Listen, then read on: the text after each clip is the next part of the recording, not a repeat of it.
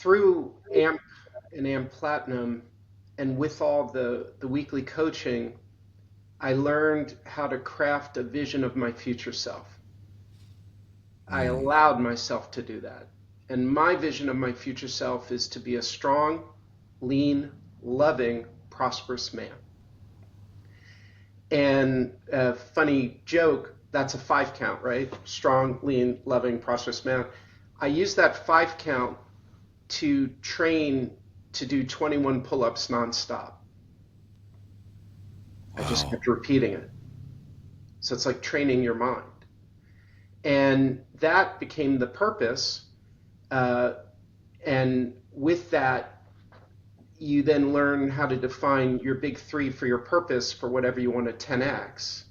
Yeah. And for me, it was freedom to prosper, freedom to be fit and healthy, freedom to live each day with focus, flow, and ease. So, when the why is clear, the hows emerge. That sounds good, but to actually apply it takes work. Right. And Yes. so I learned the daily deliberate practices that help me. And so, um, the messages of Brian Tracy and BJ Fogg, Tiny Habits, even Atomic Mhm. Habits, they're good. They're somewhat overwhelming books, Yeah. ironically, right? Right. Tiny Habits is thick. Yes. Um, but that daily deliberate practice of what are your annual goals, what are your quarterly, what are your monthly, and then learning how to make a goal smart, right? Specific, measurable, actionable, relevant, time bound. Hmm. That's the practice. And then that journaling of what are your 3 wins, even if all I did was get up in the morning and brush my teeth, it's a win. But, Yeah.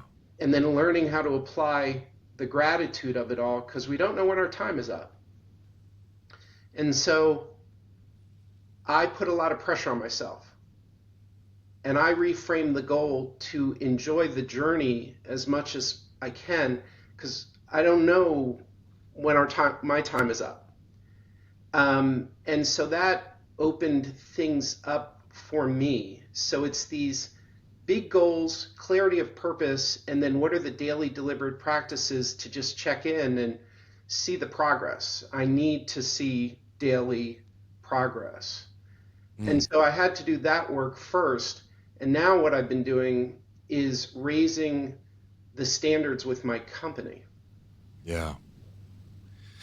This is something I wrote about in Banking on Change, that when we're wanting to grow as an organization, I think sometimes we try to grow from the outside in, where what you're unpacking and sharing here is you're growing from the inside out, meaning that you had, as the entrepreneur, you had to transform yourself first and foremost. Right. Get clear about, and the permission, I think you used the word permission. Give yourself the permission.